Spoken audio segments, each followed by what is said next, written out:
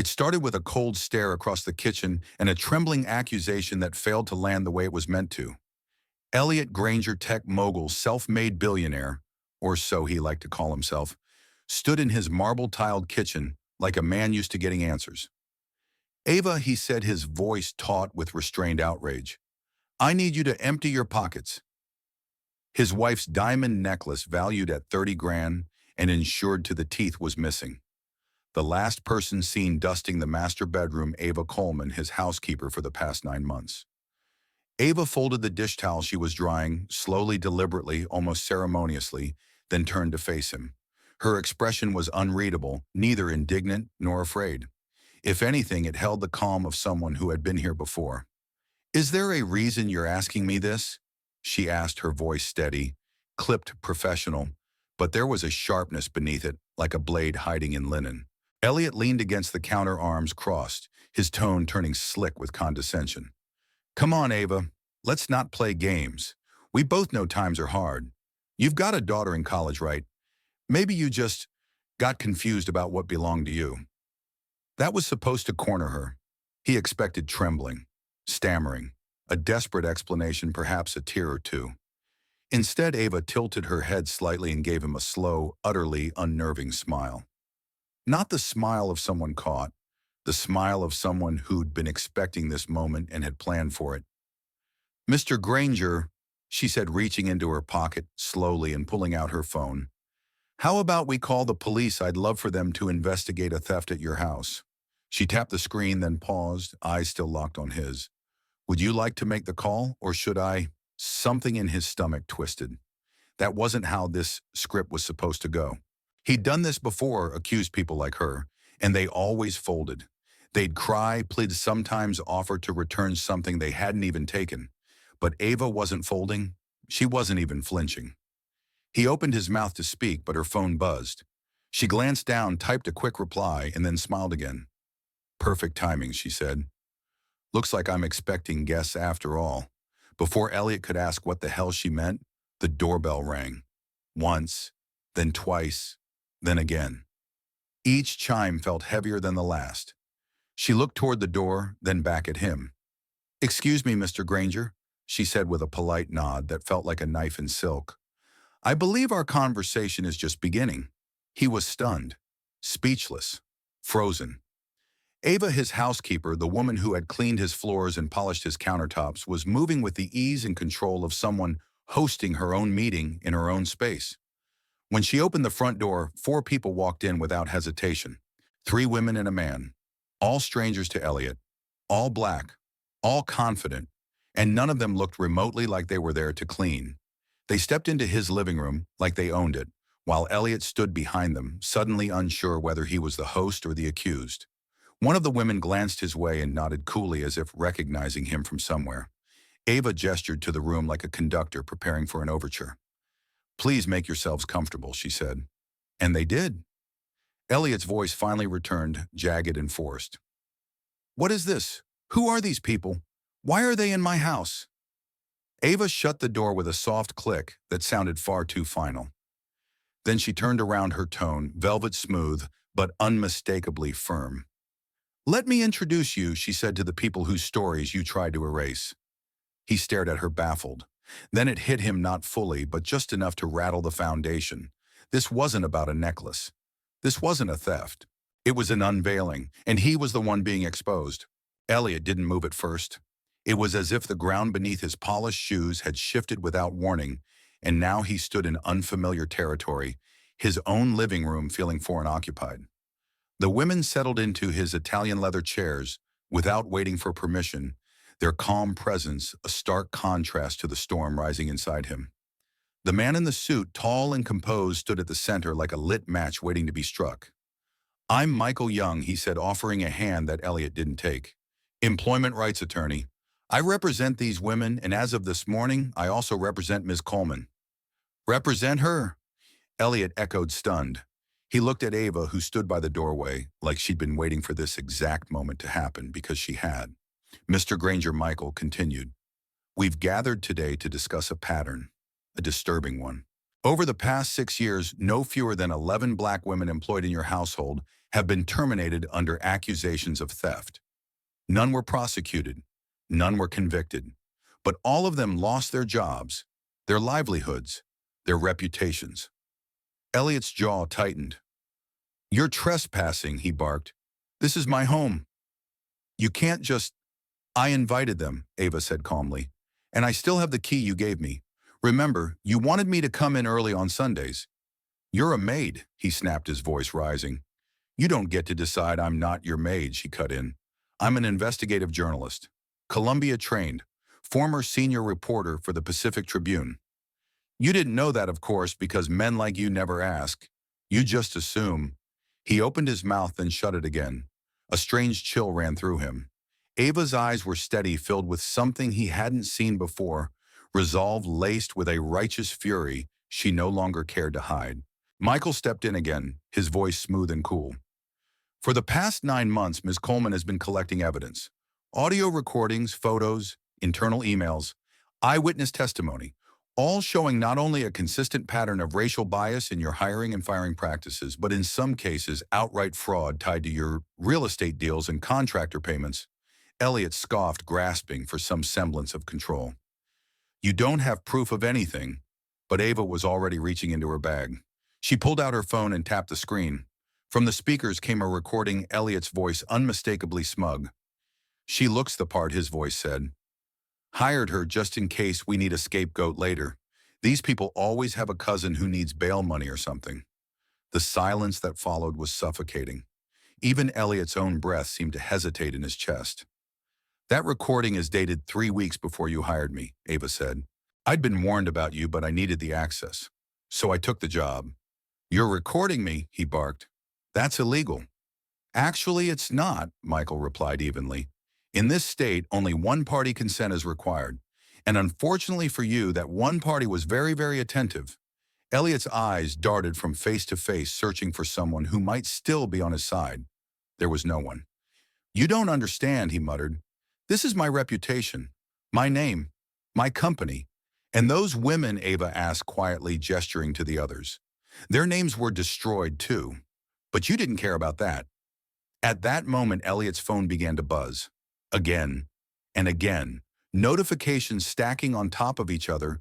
Emails, texts, missed calls. The pit in his stomach deepened. Ava watched him silently. "You're not losing everything because of what I did," she said. "You're losing it because of what you've always done. You just finally ran out of shadows to hide in." And then came the knock at the door. Not a doorbell this time. A sharp, official knock. Ava turned toward it, eyes calm. "Right on schedule," she whispered. Ava opened the door like she already knew who would be standing on the other side. 2 uniformed officers stepped in, crisp and courteous, but with a seriousness that filled the entryway like thunderclouds. One of them, a middle-aged detective with salt and pepper hair, flashed a badge. "Mr. Granger, we have a warrant to search the premises in connection with allegations of financial fraud and municipal contract violations." Elliot stumbled back a step. "You've got to be kidding me." "Afraid not," the detective said, already signaling to a second officer behind him. "We've been reviewing documents for weeks. A source provided us with enough probable cause to open a formal investigation." Ava didn't say anything. She didn't need to. She simply stepped aside, letting the officers pass as if she were just a guest in someone else's unraveling life. Elliot turned to her, panic creeping into his voice. "You did this. You set me up." "No," Ava replied evenly. "You set yourself up. I just paid attention." As the officers moved through the house, Michael Young began unpacking folders onto the coffee table. Each one was labeled discrimination, falsified invoices, inspector bribery, ghost accounts. The room started to feel smaller, the walls closing in as the air grew heavy with the weight of consequence. "I don't believe this," Elliot muttered, pacing his hand, gripping his phone like a lifeline. "You think you can bring me down with a few recordings, a couple of sob stories? I've built an empire." Michael raised an eyebrow. "Empires built on exploitation rarely last, Mr. Granger." Elliot dialed furiously, calling his longtime attorney. "Harvey, it's me. I need you here now. Things are spiraling." A pause. "What do you mean you can't take the case? We've worked together for 20 years. Conflict of interest with who?" Another pause. Elliot's face lost color. You're representing them. Michael glanced up. You might want to try someone else, but I imagine the list of firms willing to touch this case gets shorter by the minute. 3 more calls, 3 more rejections. Suddenly, the man who once boasted of having entire city boards on speed dial couldn't find a single ally. His world, once so meticulously constructed, was cracking at the seams. Meanwhile, Ava was walking calmly through the house, opening drawers, retrieving small devices no one ever noticed. Voice recorders, USB drives, photos printed and time-stamped. She placed them one by one on the table like evidence in a trial, because that's exactly what it was. You always made your calls from the library on Thursday mornings, she said. Thought no one was around? Thought I was vacuuming? But you talked too loud. Elliot watched in stunned disbelief as she placed 3 tiny audio recorders next to each other. One had his conversation about bribing a city planner. Another caught him joking about overbilling for safety inspections. A third, perhaps the most damning, recorded him referring to his workforce as background noise. I can replace anytime. Mrs. Harper, one of the women on the couch, finally spoke. You ruined lives, Mr. Granger, mine included. I lost my apartment. My son had to drop out of school. All because you wanted someone to blame. Elliot turned to her, lips parting as if he might apologize, but nothing came out. I thought she was crazy, Harper said, gesturing to Ava. A maid talking about bringing down a billionaire. But she wasn't crazy. She was just smart enough to know your kind don't fall from pressure. You fall from exposure. The detective reappeared in the doorway, holding a folder taken from Elliot's study. We found more. Off-the-books payments. Wire transfers to shell corporations. It's not just an HR problem anymore, sir. Elliot collapsed into a chair, pale and silent for once, without a defense. And Ava, she simply stood across the room, composed, quiet but powerful, in a way that needed no elevation. The room had shifted. The narrative had turned. And now the man who once held the pen was no longer the one writing the story. Elliot didn't speak for a long time. He just sat there, hunched in his chair, his hands trembling slightly on the armrests. The weight of the room, of the files, the recordings, the eyes watching him, everything that had once made him feel invincible, now pressed down like gravity he couldn't push against. Ava stepped forward slowly, carrying one last folder. It was thicker than the others, sealed with a black elastic band. She placed it on the table with a soft thud that sounded louder than any accusation. This, she said, her voice low but clear, is everything else you thought no one saw. Inside were photos, crisp, time-stamped shots of Elliot handing over envelopes to inspectors in parking lots, copies of internal documents signed with forged names, email printouts where city contracts had been inflated by hundreds of thousands of dollars with notes in the margins. Pad this one. No one's checking. One page showed a budget breakdown, 12 municipal projects with overcharges flagged in red ink. Elliot stared at the evidence as if it were written in a language he'd never seen before. Where did you get all this? He asked, his voice barely above a whisper. Ava didn't blink.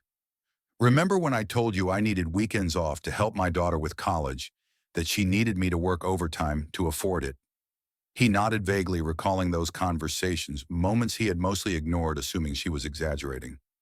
My daughter graduated 5 years ago, she said. She's a software engineer now. I didn't work weekends to help her. I worked weekends to follow you. The silence that followed was suffocating. One of the women on the couch let out a low exhale, part disbelief, part awe. You were always so sure no one was watching, Ava continued, that people like me were invisible. But the thing about being unseen is it makes it easy to observe, and record, and prepare. Elliot looked at her now, not like an accuser, not even like an adversary, but like a stranger he'd never met before. And in some ways he hadn't. He had never bothered to see her, not the intelligence behind her silence, not the calculation behind her calm, not the fire behind her professionalism. He had only seen the uniform, the color of her skin, the way she folded sheets and polished floors. He'd seen a shadow, but Ava Coleman had always been the storm. Michael cleared his throat and stood. We've filed the first set of lawsuits, he said.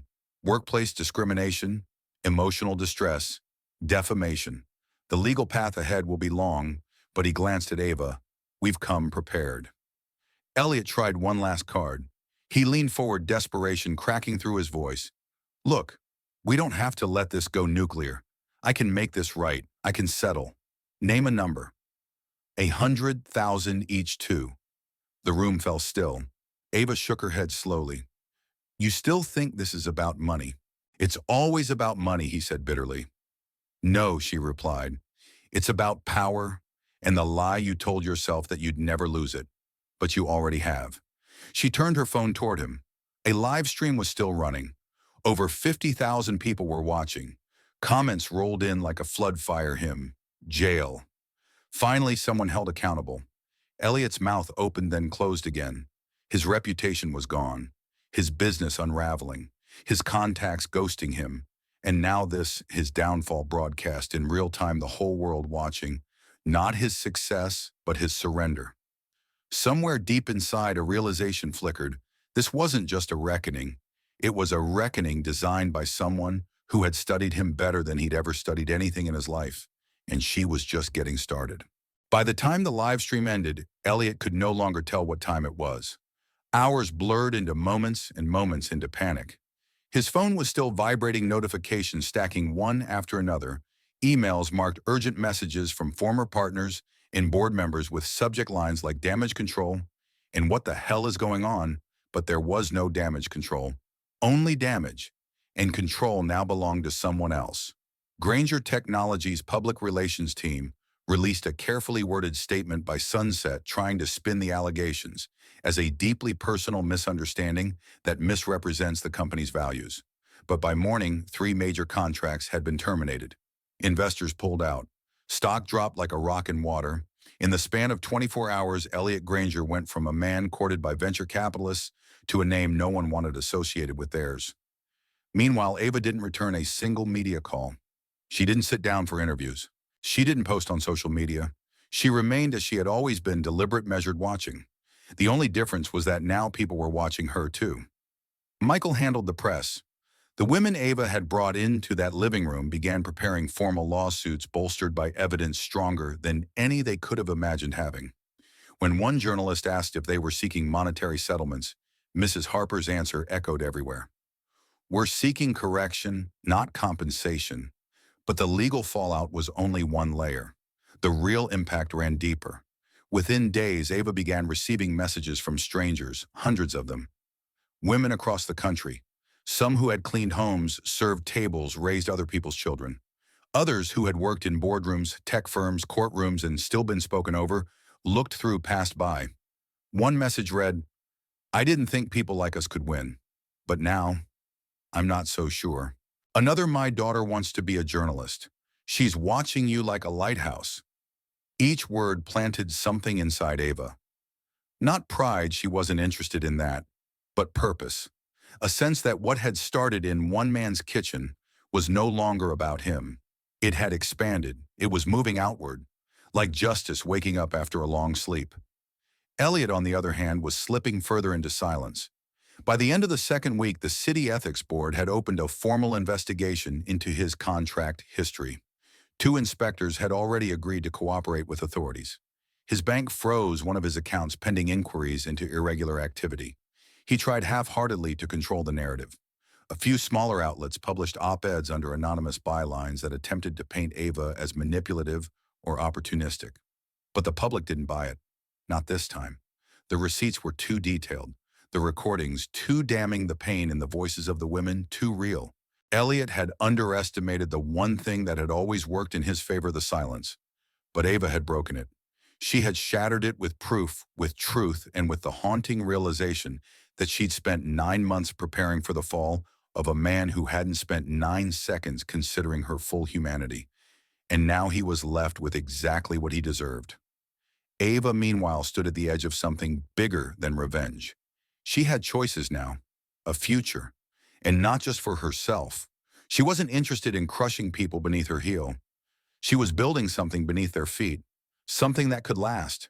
The choice Ava made wasn't dramatic. There was no press conference, no triumphant speech. Just a quiet Monday morning in Seattle where she walked into a glass building on Fifth Avenue and signed a contract with The Beacon, one of the city's most respected investigative publications. They offered her the position of Director of Investigative Journalism, and a salary 3 times what Elliot had paid her to clean his kitchen floor. She didn't smile when she signed the papers. She breathed, like someone finally stepping out from underwater. That week, the Beacon announced her hiring with a headline that echoed far beyond Washington state, from housekeeper to powerhouse. Ava Coleman joins the Beacon's editorial leadership. The article trended for days, but Ava stayed away from the noise. She wasn't looking to become a symbol. She just wanted to keep doing the work that mattered. The awards came fast. First, the National Press Guild honor, then an Ethics in Journalism medal. But it was the final one, the Pulitzer, that nearly stopped her in her tracks. She found out through a phone call standing barefoot in her kitchen at home, a mug of tea in hand. When the woman on the line said, "Ava Coleman, you've just won the Pulitzer for investigative reporting." Ava didn't speak for a full 10 seconds. Then she let out a quiet laugh. Not disbelief, recognition. A kind of quiet agreement between her and the universe that yes, this was earned. And yes, it was time. Meanwhile, Elliot's world kept shrinking. He was last seen at a rental apartment in the outskirts of Bellevue, no longer gated, no staff, just him, an old recliner, and a television screen that wouldn't stop showing stories with her name in them. He watched silently as Ava took the stage at a local university, delivering a commencement address titled, "What You See Is Never All There Is." She spoke to a crowd of thousands about truth, about voice, about the subtle power of being underestimated. Elliot turned the volume down, but he didn't change the channel. Some part of him needed to hear it, even if he didn't know why. Ava's book, Invisible by Design, was released that fall. It hit the bestseller list in under a week. Every chapter detailed not just her time in Elliot's house, but the lives of women like her, women rendered invisible by people too rich or too distracted to look deeper. The book wasn't a revenge tale. It was a manual for seeing clearly. Across the country, universities added the book to their curriculum. Journalism students quoted her. Activist circles cited her strategy, stealth presence, precision. Her story had turned from a takedown into a blueprint. But Ava didn't rest. She built. With Michael, she helped launch a legal initiative for underrepresented workers wrongfully terminated across the country. They called it Justice from Within. Within a year, it had won 3 major discrimination lawsuits and helped over 100 workers access legal aid. Late one evening, as she stood on the 22nd floor of the Beacon's headquarters, Ava looked out across the skyline. The same city that had once ignored her now pulsed with a different kind of electricity, one she had helped spark. Her phone buzzed. It was a message from a young black journalist in Ohio. "They fired me for asking the wrong questions. But I'm not quitting. Your story gave me a map." Ava read it twice, then softly placed her phone down. She didn't reply immediately. She didn't need to, because somewhere someone else had just realized that silence could be broken, and that even the quietest voices could rise high enough to shake the foundation. She had risen, not to crush anyone, but to make sure the next woman didn't have to fight quite so alone. 6 months later, the city looked different from Ava's office window. Or maybe it hadn't changed at all. Maybe it was Ava who saw it differently now. From her perch on the 22nd floor, the skyline was no longer a wall of distant towers. It was a landscape of possibility, of stories still buried under glass and steel waiting to be told. She stood quietly for a moment, holding a worn envelope in her hands. Inside was a letter, a handwritten note from Mrs. Harper, the first woman who ever told Ava she was crazy for trying to take down a man like Elliot Granger. "You weren't crazy," it read. "You were brave. And because you were, I started my own business last month. We clean homes, but we also teach women their rights." Ava folded the letter gently and tucked it into her journal. Outside, the sun dipped lower, casting long shadows across the buildings. Shadows that months ago might have swallowed her whole. Not anymore. Across town, Elliot shuffled through the fluorescent-lit corridors of what remained of Granger Technologies. Of the 87 properties once under his name, only a dozen remained, and none of them were profitable. The walls that used to echo with power now just echoed. A maintenance worker passed him without recognition. No one whispered anymore when he walked by. He wasn't feared, he was forgotten. And maybe that was the cruelest part.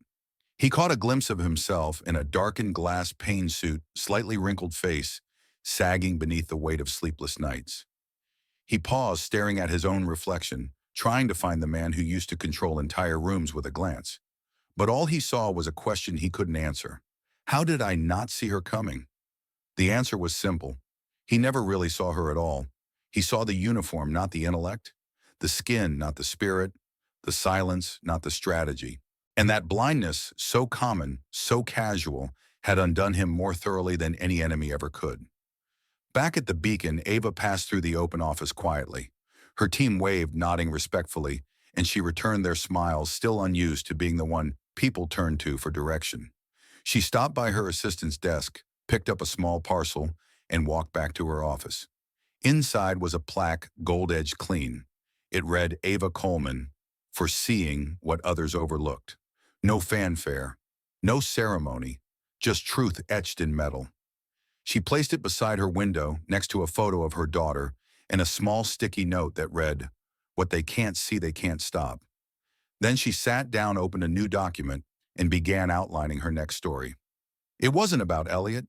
It wasn't even about revenge. It was about a city council quietly silencing complaints from black tenants. It was about power hidden in policy. It was about the next invisible woman who would one day walk into a room and change everything. Because Ava knew now visibility wasn't about being seen. It was about making them look. And as long as there were still stories like hers to uncover, she'd keep writing them. She wasn't chasing justice anymore. She was building it. If this story moved, you share it with someone who still believes the invisible have no power. Leave a comment with your thoughts and don't forget to subscribe for more Black stories and powerful life lessons like this one. Thanks for watching. Justice starts with being seen,